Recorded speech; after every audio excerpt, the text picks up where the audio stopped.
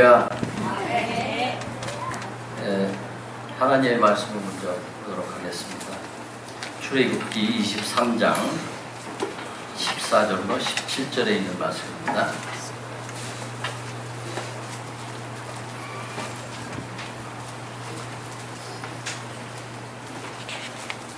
출애굽기 23장 14절로 17절에 있는 말씀, 목소리 크신 분이 한번 크게 읽어주시면 감사하겠습니다. 목소리 크신 분이 한 분도 안 계세요? 제가 좀 눈이 좀 잘 안 보여서 제가 읽겠습니다. 너는 내년 3차 내게 절기를 지킬지니라. 너는 무교병의 절기를 지키라. 내가 내게 명한 대로 아비월에 정한 때에 7일 동안 무교병을 먹을지니 이는 그 달에 내가 애고에서 나왔으니라. 빈손으로 내게 보이지 말지니라. 맥추절을 지키라. 이는 네가 수고하여 밭에 뿌린 것의 첫 열매를 거둠이라. 수장절을 지키라. 이는 내가 수고하여 이룬 것을 연종의 밭에서부터 거두어 저장하니라. 너의 모든 남자는 매년 3번씩 주 여호와께 보일지니라. 아멘. 우리 지금 대한민국은 메르스인지 메르치인지 때문에 아주 전부 다들 아주 초비상인 것 같습니다. 신문, 방송 할 것 없이 전부 다 이 메르치 냄새로 풍기고 있습니다. 만물의 영장인 우리 사람이 메르치 하나 때문에 이렇게 소란을 피울 필요가 있을까 이렇게 생각할 정도로 그렇습니다. 공항에서도 그렇고 들어오는데 이렇게 전부 다 이 마스크를 하고 들어오니까 저한테는 굉장히 좀 이렇게 뭐라 그럴까 생소했습니다. 근데 다 감사하게도 우리 세민교회 교우 여러분들은 믿음이 강하신 분들로 저는 생각이 됩니다. 아멘. 지난 수요일에 서울의 어느 가락동 어느 교회 가서 예배를 드렸는데 그 목사님 말씀이 요새 그 메르스 때문에 예배 끝나고 압수하는 것도 대신대로 본인이 청하지 않으면 하지 않으시는 게 좋을 것 같습니다. 이렇게 얘기를 하더라고요. 여러분들도 그렇습니까? 제가 보니까 이렇게 마스크를 안 쓰신 분들이 다 100% 안 쓰신 거 보니까 그런 부분에 대해서 염려를 안 해도 좋을 것 같습니다. 하나님께서 예배를 드리러 온 사람들에게 메르스균을 받게끔 해서 이렇게 아프게끔 하시지 않을 거로 저는 아주 굳게 믿고 있습니다. 아멘. 여기는 하나님의 공기가 꽉 차 있는 데입니다. 아멘. 그래서 그 하나님의 공기에는 이 잡균이 서식을 못합니다. 할렐루야. 아멘. 오늘 목사님께서 그 헌신의 예배, 특히 주일 낮 예배에 헌신 예배를 드리는 예는 복음 동서를 통해서 아마 유사일에 처음 있는 일일 거로 저는 생각이 됩니다. 근데 저는 굉장히 좋다고 생각을 합니다. 왜 그러냐면 보통 그 주일 오후 예배를 헌신 예배를 하기 때문에 식사를 하고 전부 다 그냥 오수증 때문에 눈이 막 뒤집혀지는 한국에 거기서 헌신 예배를 드리면은 그 헌신 예배가 제대로 되겠습니까? 이렇게 지금 눈이 팔팔한 말이죠. 네? 눈에서 레이저 광선이 나올 때 하나님께 예배를 드린 것이 마땅하다고 저는 생각합니다. 우리 유 목사님은 아주 그런 면에서 보수이면서 첨단을 가는 그런 목사님입니다. 아주 참 감사합니다. 요즘 교회는 헌신 예배에 홍수를 이루고 있죠. 유년부 헌신 예배, 중등부 헌신 예배, 고등부 헌신 예배, 열고를 하려면 30분 설교 시간 다 잡아먹을 정도로 이렇게 많습니다. 그래서 웬만한 교회에서는 한 달에 한 차례씩 헌신 예배를 드리고 있습니다. 그러면서도 왜 헌신을 해야 하는지, 무엇을 헌신해야 하는지, 어디에 헌신해야 하는지, 누가 헌신해야 하는지, 어떻게 헌신해야 하는지 이 부분에 대해서는 별로 관심이 없습니다. 아까 장로님께서 잠깐 말씀하셨지만, 그리고 각 기관에서 1년에 한 차례씩 치러지는 이런 연중 행사 정도로 이렇게 끝나는 것이 현 주소입니다. 본문 출애굽기 23장 14절로 17절까지를 보면은 지킬지니라, 지켜라 하는 단어가 4번이나 반복이 됩니다. 그리고 보이라, 보이지 말라라고 하는 단어가 2번 되고요. 무엇을 먹을지니라 라는 단어가 또 나옵니다. 다시 말하면 무엇을 어떻게 하라는 그 명령형의 단어가 요 4구절에 7번이나 반복이 됩니다. 이 명령은 하나님이 이스라엘 사람들에게 내리신 바로 헌신의 명령입니다. 오늘날 헌신, 이스라엘 사람 하면 이스라엘 백성들에게만 국한된 것이 아니라 예수 그리스도를 구세주로 믿는 영적인 이스라엘 백성인 우리에게도 이 말씀이 적용된다는 사실을 믿으시기 바랍니다. 오늘 헌신 예배를 통해서 하나님이 명하신 이 헌신의 본질이 무엇인지를 깊이 고찰해 보면서 새로운 깨달음과 각오와 결심의 은혜가 있기를 원합니다. 제가 브라질에서 24년간 이렇게 사역을 하다 보니까 브라질 사람들과 많이 대화를 하면은 혀가 브라질화돼서 한국말이 좀 꼬여요. 그리고 한국 분들과 이렇게 말을 많이 하다 보면 이 혀가 한국화가 돼가지고 혀가 또 한국 쪽으로 이렇게 꼬여요. 그래서 제가 좀 오늘도 그런 어려움이 좀 있을 줄로 믿습니다만은 여러분들 이해해 주시기 바랍니다. 아멘, 아멘 없어요. 우리가 장로교회에 있지만 이렇게 감동이 있을 때는 아멘 해줘야, 그래야 하나님도 기뻐하시고 목사님들도 힘이 납니다. 아멘. 제가 또 힘이 더 났습니다. 이 구속함을 받아서 새 생명을 가진 우리 신자들에게 있어서 주님을 향한 헌신과 봉사는 필연적입니다. 왜냐하면 헌신과 봉사가 바로 우리들의 신앙의 성장에 아주 불가결한 절대적인 요소이기 때문입니다. 아울러서 우리는 처음부터 주님을 위해서 헌신하고 봉사하도록 기름을 받았기 때문에 헌신을 합니다. 또한 우리는 우리 자신이 내 것이 아니라 하나님의 것이기 때문에, 주님의 것이기 때문에 주님이 헌신을 원하시고 헌신을 명하셨기 때문에 주님을 향한 헌신이 있어야 되는 것입니다. 이 헌신은 해도 되고 안 해도 되는 그런 것이 아니라 반드시 해야만 하는 것입니다. 따라서 우리의 삶에 있어서 주님을 위해서 헌신한다는 것은 재고의 여지가 없고 확실한 사건으로 우리에게 주어진 것입니다. 그러면 무엇 때문에 어떻게 헌신을 해야 한다는 말입니까? 우리는 이런 질문을 받습니다. 많은 사람들은 이 헌신, 다시 말하면 바칠 헌자, 그리고 몸신자, 이 몸을 바친다는 이 단어 자체가 의미하는 대로 몸을 주께 섬기고 바친다는 사실을 망각할 때가 너무나도 많습니다. 저는 오늘 헌신의 본질에 대해서 몇 가지를 말씀드리겠습니다. 헌신에는 몇 가지 종류가 있습니다. 첫 번째로 가장 중요하고 기본적인 헌신이 바로 심령을 드리는 헌신입니다. 심령이 드려지지 않고는 다른 헌신이 있을 수가 없습니다. 집을 지을 때 제일 먼저 뭘 합니까? 저는 브라질에서 신학교를 제 손으로 다 지었기 때문에 이제는 건축에 대가는 안 돼도 그래도 어느 정도 이렇게 남을 참견할 수 있을 정도는 되었습니다. 이 집을 지을 때 제일 먼저 하는 것이 뭐냐면 털을 닦습니다.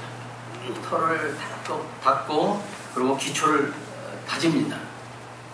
이 기초가 잘못되었을 때 집은 무너집니다. 저는 그 삼풍백화점이 무너졌 그 다음 해에 왔었습니다. 그게 아마 수십 년 만에 한국을 방문한 이런 것으로 기억이 되는데, 이 삼풍백화점이 왜 무너졌느냐? 기초가 잘못됐기 때문에 무너진 것이죠.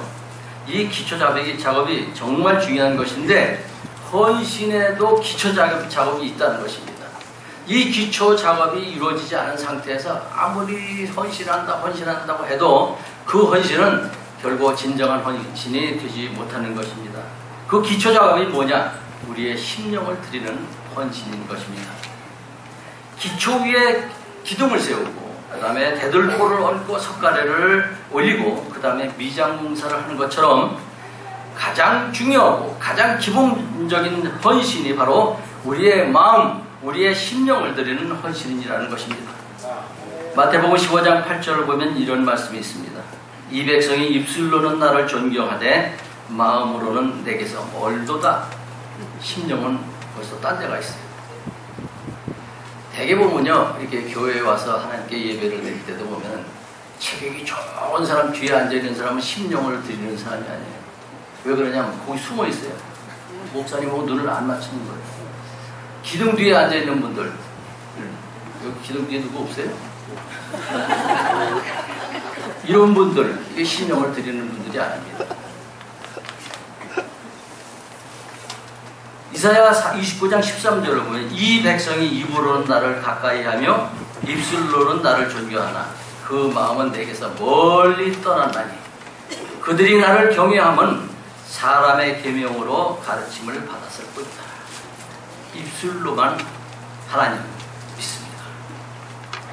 이 말씀은 구약에서 하나님께서 이스라엘 백성에게 하신 말씀인데 입으로 주여 주여 주를 위해 헌신하겠습니다 라고 하면서 실제적으로는 가장 기본적으로 움직여져야 하는 마음이 하나님께로부터 차단되어서 전혀 하나님 보시기에 올바른 헌신과는 그런 전혀 거리가 먼 그런 상태가 되었다는 것입니다.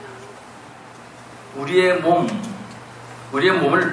우리의 물질을, 우리의 것들을 가지고 하나님께 드리기 이전에 가장 먼저 해야 할 것은 우리의 마음을 드리는 거예요. 아멘. 오늘 우리 이제 찬송, 나의 정성 나의 생명 드립니다 라고 찬송하잖아요. 그 이전에 뭐예요? 마음을 드려야 한다. 마음은 원이지만, 물질은 마음은 원이지만 없어서 못 드릴 수도 있습니다. 그러나 이 물질은 원치는 않지만 마음 간단히 물질이 드려질 수도 있습니다. 제가 젊었을 때요, 과시하느라고 11조 드린 적이 있어요. 아니, 하집사라는 사람이 하나 있어요. 여기 하시 없죠? 하집사라는 사람이 하나 있는데, 이게 매주 11조, 무슨 집사 11조, 무슨 집사 11조 하는 거예요. 이건 내가 보기엔 저 쪼다 같은 인간이. 그래서 나는 한 달에 한 번씩 드렸는데, 나도 그거를 넷으로 쪼개서 말이죠. 그러니까 이 아무개 집사 11조. 그러니까 서로 경쟁하는 거예요. 이게 마음을 드리는 게 아니에요. 마음은 없는데 경쟁하느라고 드리는 거예요. 중요한 것은 바로 우리의 마음이 주님을 향해 열려 있어야 한다는 것입니다. 아멘. 주님께 드리고자 하는 마음의 자세가 있어야 한다는 것입니다. 아멘. 그 다음에는 심령이 주님이 받으실 만한 심령으로 성별시키는데 헌신의 의의가 있는 것입니다. 마음이 주님이 받으실 만한 깨끗한 마음을 먼저 드려야 한다는 것이죠. 거짓 없는 진실한 마음, 신앙 양심을 배반하지 않는 깨끗한 마음. 요새는요, 이 신앙 양심을 배반하는 그 마음들이 얼마든지 있습니다. 얼마든지 있어요. 제가 어저께 어느 누가 뭡니까? 저녁 대접을 한다고 해서 갔어요. 근데 음악 선생이라고 하는데 제 간접적으로 듣기는 어느 교회 권사님이에요. 근데 아침 이슬을 한잔 하더라고요. 아침 이슬이 뭔지 아십니까? 장로님 모르시지? 한 번도 안 해보셨어. 수혜주라고 그러죠. 한잔 탁 꺾어요. 신앙 양심에 배반하지 않는 마음, 그런 깨끗한 마음, 온유하고 겸손한 마음을 하나님께 드려야 한다는 것입니다. 우리의 마음이 교만하여서 높은 마음이 될 때 하나님은 그 심령의 헌신을 받으실 수가 없는 것입니다. 개나 소나 돼지들이 지나간 것 같은 그런 더러운 마음, 굳은 마음, 돌짝박 같은 마음, 가시덤불 같은 마음은 하나님 앞에 헌신하기에 부족한 마음인 것입니다. 우리의 마음은 마음을 잘 간수해서 옥토가 되어서 그래야 헌신을 할 수 있다는 것입니다. 그 다음에 심령의 헌신에는 하나님의 명령을 지켜야 할 일들이 성령의 감동으로 주어지게 될 때에 결단하고 결심이 주어질 수 있는 그런 마음이 바로 주님이 받으실 심령의 헌신이고, 그 결심을 우리의 삶에 옮길 수 있는 마음이 바로 심령의 헌신인 것입니다. 제가 이 말씀을 좀 복잡하게 해서 머리가 복잡하실 것 같아서 제가 정리를 해보겠습니다. 이 심령의 헌신이라는 것은 세 가지로 나눌 수가 있는데, 하나는 적어놓으세요. 그래야 다 내년까지는 기억합니다. 심령의 헌신은 헌신할 수 있는 열린 마음이 있어야 된다. 두 번째는 깨끗한 심령이어야 한다. 진실하고 겸손하고 온유한 심령이어야 한다. 세 번째는 결단하는 심령이라야 한다. 이 심령의 헌신에 관해서도 이렇게 셋으로 나눴습니다. 심령의 헌신이 되지 않은 헌신은 이 더러운 그릇에 음식을 담아서 드리는 것과 똑같아요. 여러분들 부모님께 음식을 오늘 중국 선교사님 말이죠. 보이차를 저한테 주면서 수없이 물을 따라내. 나는 저 사람이 제가 정신이 나온다. 죄송합니다. 그렇게 생각을 했어요. 왜 저렇게 물을 자꾸 따라내나. 그래서 할 수 없이 물어봤어요. 그랬더니 여기 차 여기에 더러운 물질이 있을까봐, 먼지가 있을까봐 자꾸 거기 물 켜내는 거예요. 여기에도 진리가 있는 겁니다. 우리의 심령을 이제 이 깨끗한 그릇으로 하나님께 헌신하는 것과 더러운 그릇으로 헌신하는 것과는 차이가, 엄청난 차이가 있는 것입니다. 아멘. 깨끗한 그릇에 음식을 담고, 음식은요 3번 먹어요. 먼저 눈으로 먹고, 코로 먹고, 그 다음에 그제서야 입으로 먹는 거예요. 깨끗한 그릇에 음식을 탁 올려놓으면 맛있게 보이잖아요. 먼저. 그러니까 하나님께서 품위도 있고, 그러니까 하나님께서 얼마나 기뻐하시겠습니까? 하나님의 기쁨이 우리의 기쁨이 되기 위해서 우리는 심령의 헌신, 깨끗한 헌신을 해야 합니다. 아멘.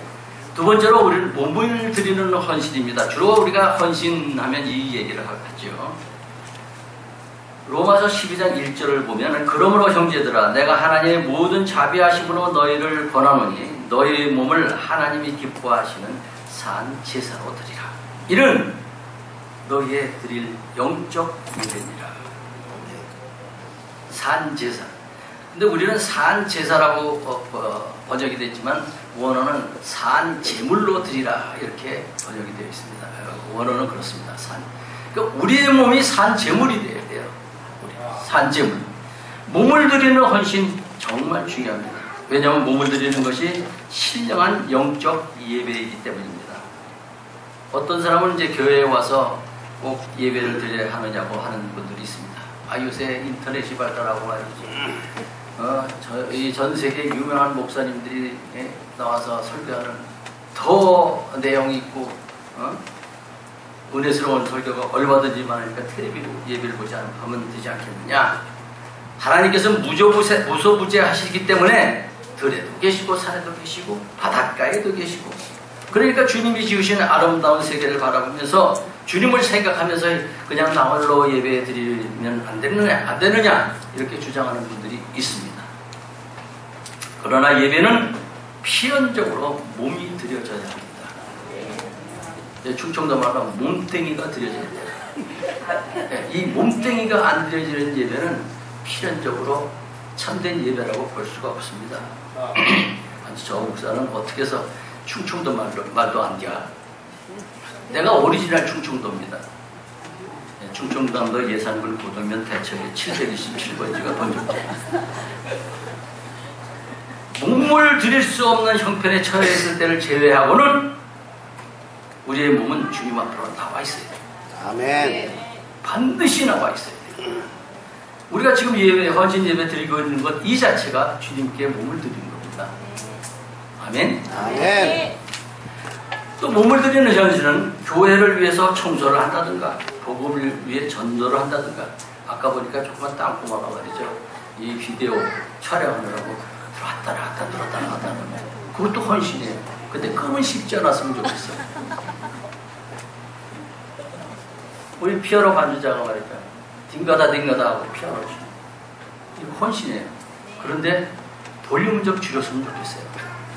이런 얘기는 이제 담임 목사는 못하는 거예요. 그래서 내가 여기 아마 마이크 집어넣는 거야. 맞습니까? 성가대 찬양할 때는 마이크를 좀 줄이셔야 돼요. 그래야 성가대 찬양이 좀 들립니다. 맞죠? 왜 아멘이 이렇게 작아?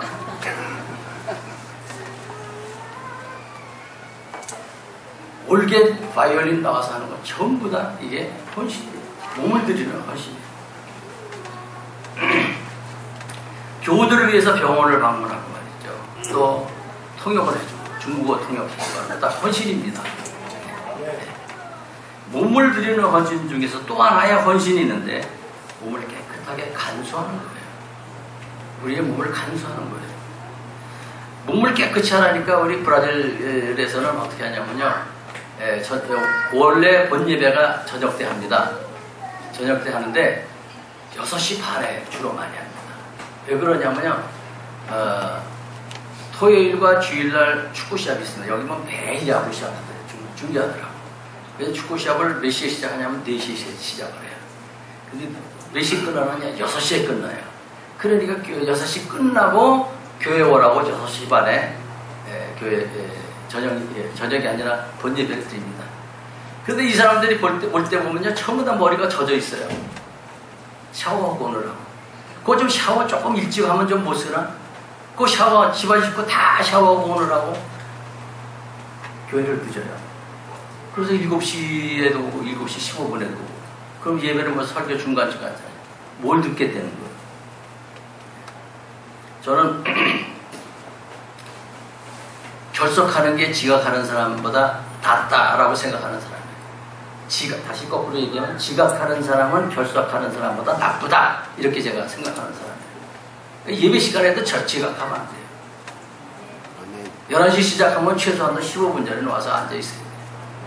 그게 바로 헌신, 몸을 드리는 헌신이에요. 몸을 깨끗이 하라는 것은 우리의 몸이 의의 병기로 쓰임받아야 될지언정 죄의 도구로 사용되지 않도록 잘 관찰하는 겁니다. 아멘. 여러분, 분이 나도 하루 종일 품지 말라고 한 것은 왜 그러냐면 화 자체가 죄에 대해서 그런 것이 아니라 화를 오래 품고 있으면 그것이 새끼를 낳게 돼요. 알을 오래 품고 있으면 닭이 병아리가 되듯이 그것이 죄로 발전할 가능성이 많기 때문에 화를 내지 말아요. 성질 급한 사람들 화를 하루에 12번 내잖아요. 근데 금방 사그러져요. 속이 없어요. 근데 꽝 하고 있는 사람들 있잖아요. 이거 무서운 사람이에요. 어떻게 될지 몰라요. 자꾸 풀어내야 돼요. 우리의 몸이 죄를 짓는 도구로 사용되거나 죄의 그릇으로 사용되어서는 안 된다는 얘기입니다. 고린도전서 6장 19절의 말씀을 보면 너의 몸은 저희가 하나님께로부터 받은 바 너의 가운데 계신 성령의 전인 줄을 알지 못하느냐. 청송인가요? 거기서 뭐 간수장 하시던 장로님이 박장로님이라는 거예요. 제가 오래전에 비디오를 한번 봤습니다. 그분이 담배를 하루에 3갑 이상을 폈다고 합니다. 근데 이 고린도전서 6장 19절에 깨졌어요. 내가 하나님의 전에다가 이거는 비디오를 안 찍었으면 좋겠는데 뭐 하나님의 전에다가 말이지 계속 담배 연기를 갖다 퍼붓구나. 그래서 회개했다는 거 아닙니까? 너희는 너희 것이 아니라 값으로 산 것이니 그런즉 너의 몸으로 하나님께 영광을 돌리라. 우리가 죄를 지으면 몸이 더럽혀지고 이 더럽혀지는 것은 바로 성령의 전이 더럽혀지는 것입니다. 우리가 성령의 전이라고 하면서 교회 그 성령의 전 안에서 쌈밥질들 많이 또 하죠. 제가 브라질의 어느 교회 쌈밥질로 유명한 그래서 목사님들이 수시로 바뀌는 교회 가서 어느 목사님 위임 때 교인들을 위한 권면을 했습니다. 뭐라고 했겠습니까? 여러분, 여기 한국 분들이 많이 그 장사하는 장소가 어디냐면 봉해지로라는 좋은 안식처라고 하는 그런 그 동네가 있어요. 여러분, 봉해지로에서 싸움이 일어났어요. 우리 한국 사람들끼리. 그랬더니 지나가다 어떤 할아버지가 이 사람들을 잡고서 이놈들아, 왜 쌈박질이야? 여기가 교회인 줄 알아? 그러고 지나가네요. 이게 무슨 일이에요? 기가 막히잖아요. 실제로 있던 얘기예요. 교회는 하나님의 전입니다. 아멘. 여기서는 큰 소리도 나도 안 되고요. 예? 여기서는 찬송 소리만 나와야 돼요. 찬송. 그거 우리가 조금씩 이해의 폭만 넓히면 절대 싸울 게 없어요. 예? 제가 그래서 연구를 해봤어요. 그 한국에서 보는 거 비디오 테이프나 이런 걸 좀 보면요. 이 뭐니까 연속곡 같은 데서 웬 싸움박질을 하는데 싸울 거 아닌 거 가지고 싸워요. 이렇게 설교가 길어지겠는데. 죄송합니다. 싸울 거 아닌 거가 싸워요. 그래서 도대체 우리가 봤을 때 이건 싸울 건덕지 하는데 왜 건덕지가 아닌데 왜 싸움을 하는가를 생각해봤어요. 그랬더니요. 나라가 좁아서 좁은 데서 살아남으려니까 전부 다 아주 그냥 지약스러워진다 볼까요? 그런 거예요. 그래서 작은 것 가지고도 그렇게 예민해지고 싸움을 하는구나. 저는 그렇게 이해를 했습니다. 그래서 우리 젊은 분들은요, 될 수 있는 대로 외국으로 빨리 나가세요. 많이 나갈수록 좋아요. 그래서 외국의 문물을 자꾸 봐야 돼요. 그래서 우리나라가 이 지리적으로 봤을 때도 전 세계에 점 하나밖에 안 되는 거구나 라고 하는 겸손한 마음을 가질 수가 있어요. 설교사들이 나가서 왜 실수하는지 아십니까? 한국 문화가 최고의 문화로 생각해요. 그래서 최고의 문화를 한국 문화를 가서 전하는 거예요. 아니 한국 복음을 가서 하나님의 복음을 전하라고 한 사람들이 가서 자꾸 복음을 안 전하고 말이죠. 뭘 전하는? 문화를 전해요. 그래서 문제가 생깁니다. 엉뚱한 데 들어가서 죄송합니다만 이렇게 더럽혀진 곳에 거룩하신 하나님이 거하실 수가 없습니다. 하나님의 전에는 하나님이 거하셔야 되는데 우리가 우리의 몸을 잘 간수하지 않으면 하나님이 거하실 수가 없어요. 성령님이 슬퍼하신다고 했어요. 그러므로 우리는 몸을 깨끗이 간수해야 합니다. 제가 안수 집사로 봉사할 때입니다. 감리교단의 감독으로 하셨던 이 경제 목사님이라고 한 분이 오셔서 설교를 하셨어요. 그분이 그때 설교를 한 30분 하셨는데 처음부터 끝까지 깨끗한 사람이 돼. 깨끗한 이 말만 하고 가셨어요. 우리는 우리의 몸을 깨끗하게 간수하셔야 돼요. 우리 다 같이 깨끗하게. 아니 그 깨자가 좀 길어야 돼요. 깨끗하게. 아니 그게 아니고 깨끗하게. 시작. 깨끗하게. 네, 깨끗해야 돼요. 이것이 바로 몸을 드리는 헌신입니다. 오늘 출애굽기 23장 14절 이하를 보면 너는 매년 3차 내게 보이라. 다시 말하면 하나님께서는 깨끗한 몸을 보이려는 거예요. 아멘. 그냥 돌아온 탕자같이 말이죠. 누더기 옷 입은 걸 보여달라는 얘기가 아닙니다. 그러므로 다시 말하면 하나님 앞에 몸을 드려야 하는 것이 바로 헌신. 다시 말해 깨끗한 몸을 보여드리는 것이 헌신입니다. 우리도 주님을 섬기되 몸을 들여 섬기는 우리 모두가 되기를 원합니다. 세 번째로 또 하나의 헌신인데 그것은 바로 시간을 드리는 헌신입니다. 제가 계산을 해봤습니다. 우리가 만약에 70년을 산다면 25,550일을 사는 거예요. 시간수로는 62만 3,200시간을 삽니다. 80년을 산다고 하면 29,200일 동안 사는 거고 70만 800시간을 살게 됩니다. 많은 사람들은 이 시간을 자기 시간으로 생각하고 쓰고 남은 시간을 교회를 위해서 주님을 위해서 쓰려고 생각합니다. 그래서 뭐를 이렇게 하라면 내가 이거 다 마치고 교회에 봉사하라고 하냐, 목사님 내가 목적한 게 요거까지 있는데 요거 다 하면 제가 열심히 하겠습니다. 이것은 여유가 생기면 남는 시간을 주님께 드려야 한다는 말이 아닙니다. 사도 바울은 그리스도의 군사로 부르심을 받은 자는 자기 일에 얽매이지 않는다라고 말씀했습니다. 전투하는 군인들이 자기 일 때문에 전투를 못한다면 그 사람은 제일 먼저 죽게 될 겁니다. 주님의 사람은 주님이 요구할 때 만사를 제쳐놓고 우리의 시간을 바쳐야 하는 것이 바로 시간의 헌신의 개념인 것입니다. 어느 집사가 안수 집사가 됐어요. 그래서 목사님, 아주 친한 사람입니다. 저랑 오랫동안 테니스도 같이 치고 있는 사람인데, 목사님 제가 이번에 안수 집사가 됐습니다. 근데 어떡할까요? 안수를 받을까요? 말까요? 그랬어요. 그래서 제가 이런 대답을 했습니다. 당신의 갖고 있는 시간의 3분의 1을 교회를 위해서 바칠 자신이 있으면 안수를 받아라. 장모님한테는 당신이 갖고 있는 시간의 반을 바칠 수 있으면 안수를 받아라. 저는 이렇게 대답을 했습니다. 저는 교회에서 갖고 있는 직분 모두를 다 섭렵한 사람입니다. 장로까지 다 섭렵을 했어요. 그리고 뭐 회계집사, 주일학교 반사, 부장, 성가대 지휘자, 피아노 반주자만 안 했네. 다 해봤어요. 그런데요, 교회 직분자는요, 시간에 헌신을 해야 돼요. 하루 24시간이 전부 다 우리 것이 아니에요. 그런데 우리는 우리 것 같이 생각을 하는 거예요.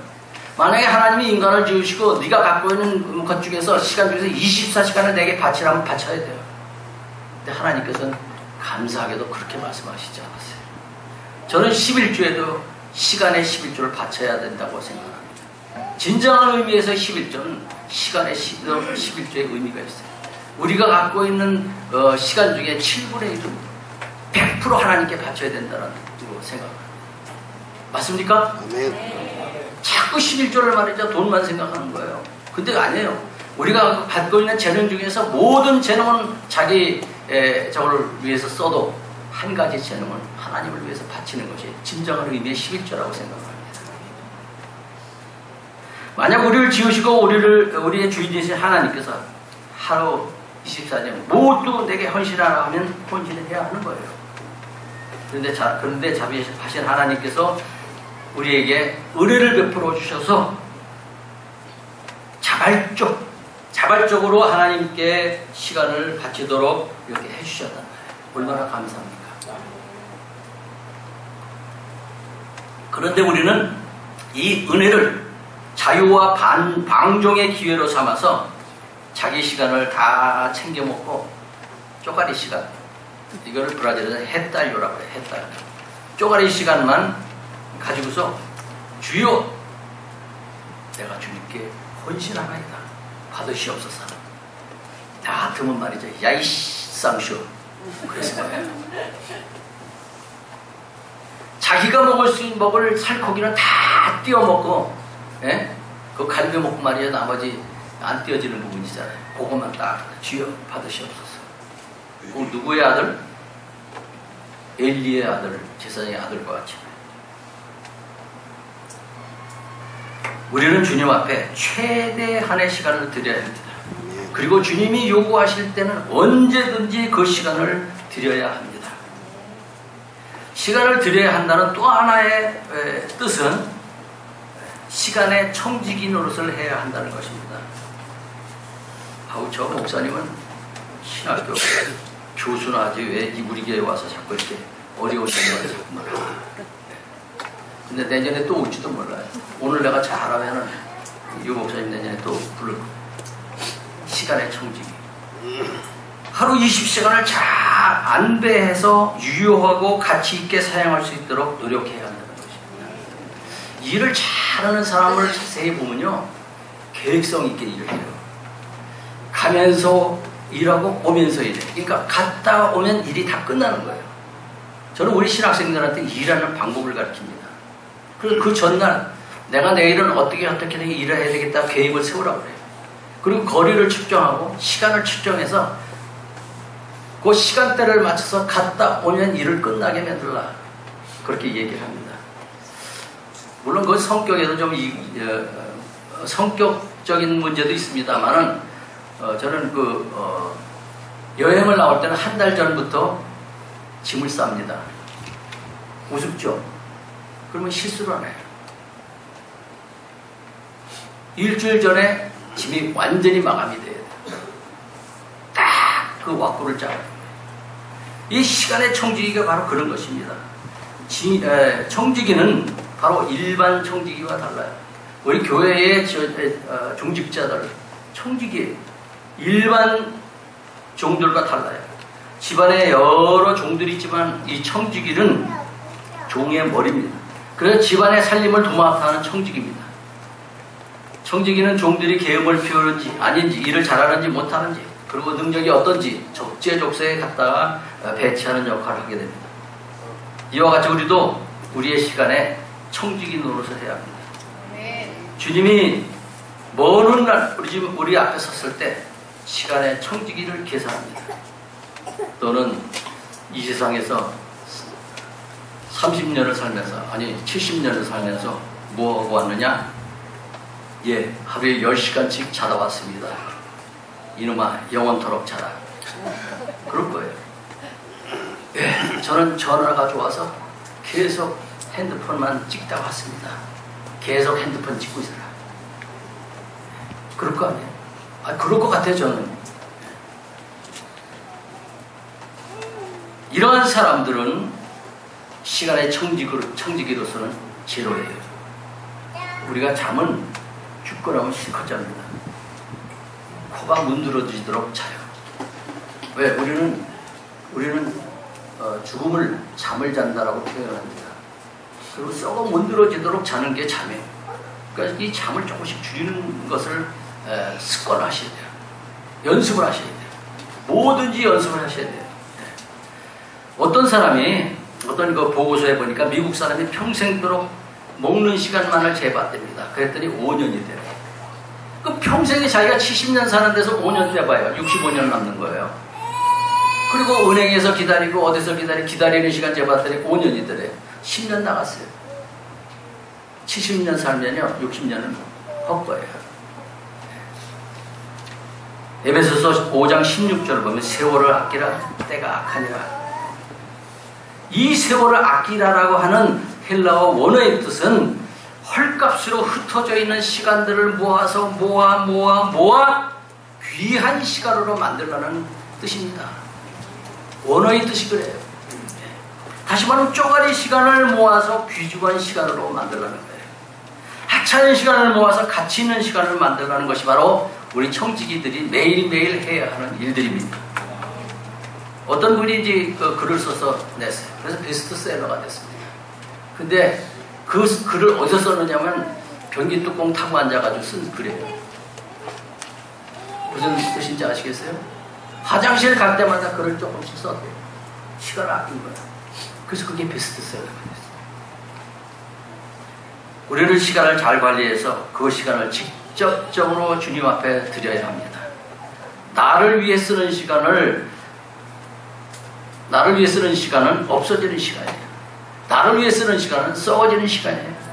그렇지만 주님께 드리는 시간은 보상이 있고 이자까지 합쳐지는 시간이에요. 하나님은 공짜 원하시지 않습니다. 이자를 쳐서 주세요. 주를 위한 헌신의 시간들은 하늘에 이자까지 쌓이는 가치 있는 시간입니다. 그러므로 최대한 많은 시간을 주님 앞에 드리는 것이 시간의 청지기로서 가져야 할 태도임을 명심하시기 바랍니다. 아멘. 네 번째 헌신은 물질을 드리는 헌신입니다. 본문 15절을 보면 너는 무교병의 절기를 지키라. 내가 네게 명한 대로 아비벌 정한 때에 7일 동안 무교병을 먹을지니 이는 그 달에 내가 애굽에서 나왔으며 빈손으로 내게 보이지 말지니라. 주님 앞에 나올 때 빈손으로 나오지 말라는 것은 물질의 헌신을 의미합니다. 우리가 어른들을 찾아뵐 때 우리 한국 사람들은 참 좋은 습관이면 어른들을 찾아뵐 때 맨손으로 가지 않아요. 빈손은 안 갑니다. 꼭 뭐라도 하나 들고. 옆에 집이 이사 온 말이죠. 성냥이라도 싸. 요새 성냥 안 가요. 하나님이 없어서 빈손으로 나와라고 한 것이 아닙니다. 우주가 모두 하나님의 것인데 왜 빈손으로 나오지 말라고 했을까요? 이유가 있습니다. 하나님이 예물을 들고 나오게 한 이유는 하나님을 위해서가 아니라 우리들 자신을 위해서입니다. 이 예물의 기준이 바로 11조예요. 말라기서를 보면 예물의 기준이 11조입니다. 어떤 이는 11조를 구약에서만 하는 것이라고 이렇게 주장하는 분도 있습니다만은 구약의 11조의 개념은 지금도 살아있고 오히려 예수님의 율법 완성으로 말미암아 더욱더 완전하고 더욱 확실해졌습니다. 하나님께서 왜 빈손으로 나오지 말라고 했느냐? 그것은 신앙적으로 우리를 유익해 하려고 예물을 들고 나오라고 했습니다. 예물을 하나님께 드릴 때 이 인간들은 나에게로부터 예물을 받으실 수 있는 누가 있다는 뜻입니다. 내 위에 누가 계신다는 뜻입니다. 우리가 어른에게 무엇을 들고 갈 때 어른이 계신다는 것과 똑같은 이치입니다. 예물을 들고 하나님께 나아갈 때 우리 위에 우리를 예물을 받으실 하나님이 계신다는 사실을 상기시키시기 위해서 빈손으로 나오지 말라고 하신 것입니다. 하나님께서 아담과 하와를 만드시고 명령하기를 동산의 각종 나무와 실과는 내 임의대로 먹되 선악과를 알게 하는 나무의 실과는 먹지 말라. 네가 먹으면 정령 죽으리라. 이렇게. 아니 하나님께서 참 잔인하시지 왜 선악과를 만들어가지고 그걸 먹지 말라 하셨을까? 똑같은 이치입니다. 바로 먹지 말라 명령하신 하나님이 내 위에 계신다는 것을 상기시키기 위해서 선악과를 만든 겁니다. 다시 말하면 인간은 하나님 없이 자주하면서 독립적으로 살 수 없다는 것을 상기시키기 위해서 선악과를 만들고 그리고 빈손으로 하나님께 나오지 말라고 말씀하신 것입니다. 두 번째는 예물을 바치는 그 믿음을 보시고 우리에게 복을 주시기 위한 것입니다.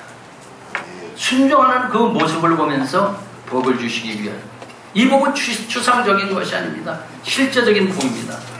하나님은 심지어 나를 시험해보라고까지 말씀하셨습니다.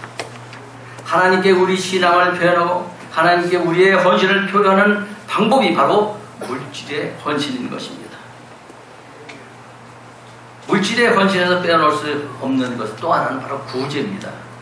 이 구제 잘못하면은 좀 이제 잘못한 구제가 바로 전도요 무슨 복음 전파가 되는 것을 생각할 수도 있는데 주 안에서의 구제를 이야기합니다.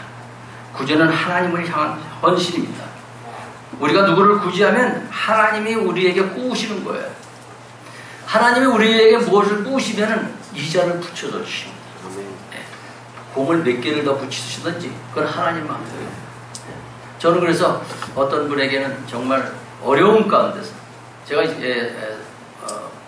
자비랑 선교를 24년간 했는데 이 자비랑 선교를 하는 가운데서 얼마든지 기적을 맛봅니다. 그 가운데서 정말 어려운 분이 헌금하는 경우가 있어요.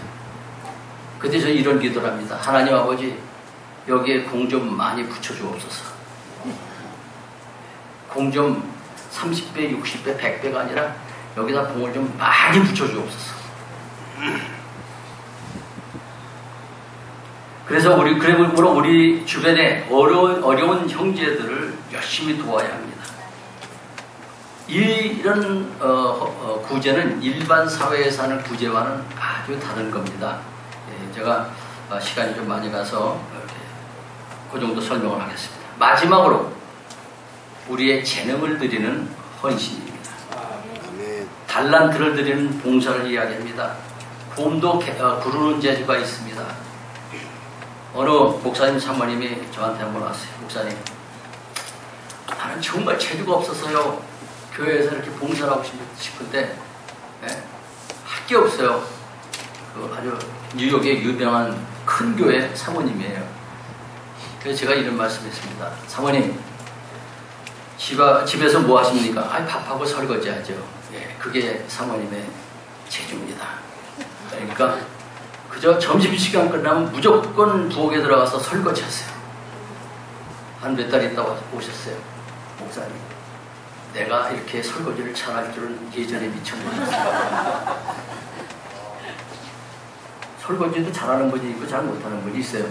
설거지 시키면 꼭 그렇게 되는 분, 이건 곤란해요. 하나님께서는 각자에게 달란트를 하나씩 다 많은 달란트를 주셨습니다. 어떤 사람은 사람을 잘 사깁니다. 예? 어떤 사람은 전기를 더 잘 붙여요. 어떤 사람은 문학적인 재능이 있어서 이렇게 글을 잘 씁니다. 어떤 사람은 또 운동을 잘하고, 어떤 사람은 컴퓨터를 잘하고, 어떤 사람은 장식, 글씨, 건축. 반주자는 잘 어울려요. 전혀 반응이 없어요. 잘 줍니다. 그래서 교회는 각 부서가 있는 겁니다. 우리는 각자가 받은 재능대로 하나님 앞에 반드시 헌신해야 합니다. 아멘. 이 달란트를 묻어버리면 머지않은 장래에 한 달란트 받은 사람과 같이 악하고 게으른 종이라고 하는 하나님으로부터 책망을 받을 겁니다. 우리에게 주신 달란트를 주를 위해서 쓰지 않고 묻어놓았을 때 악하고 게으른 종이란 질책을 받게 된다는 말입니다. 각자가 자기의 재능이 무엇인지를 확실히 알아야 합니다. 그런데 조심해야 될 건 우리 여자 집사님들, 권사님들, 부엌에서는 될 수 있는 대로 말을 많이 하지 마세요. 왜 그러냐면 교회의 모든 시험은 부엌에서 나옵니다. 동네의 싸움은 미장원에서 나오고 부엌에서는 말없이 일하시면 돼요. 또 말하면서 불평하시면 안 돼요. 불평은 사단이 침투하기 쉬운 지름길입니다. 그래서 교회에서 주님의 일을 할 때 불평하지 않으시고, 이스라엘이 망한 원인이 있습니다. 불평이에요. 원망과 불평, 우상숭배, 이것이 바로 이스라엘들이 망한 근본적인 원인입니다. 기쁨으로. 제가 아는 아주 장로님 한 분 계세요. 그분은 교회 일이라고 하면 직장을 조퇴하고 오는 분이에요. 그러면서 항상 투덜투덜 되는 거예요. 뭐 고치는 거 그 사람 안 가는 것이 없어요. 그런데 계속 투덜투덜 돼요. 아니 이거는 저 목사님 아들들은 뭐 하길래 내가 와서 하지마 그랬어요. 당신 하지마. 봉사할 때는 불평하면 말짱 헛거예요. 기쁨으로, 차원에서, 웃는 얼굴로. 아멘. 네? 그렇게 봉사할 때 하나님이 기뻐하시는 겁니다. 아멘. 이러한 5가지 헌신의 종류, 이러한 헌신들이 많이 일어나서 하늘의 상급을 쌓으며 하나님께 영광 돌리는 세밀교회 청지기들이 다 되시기를 주님의 이름으로 축원합니다. 아멘. 기도하겠습니다. 하나님 아버지, 봉사하고 헌신하라고 저희들을 세워주셨사오니 주님 앞에 갈 때까지 봉사하고 헌신하는 일에 게으르지 않게 하여 주시옵소서. 예수님의 이름으로 기도하옵나이다. 아멘.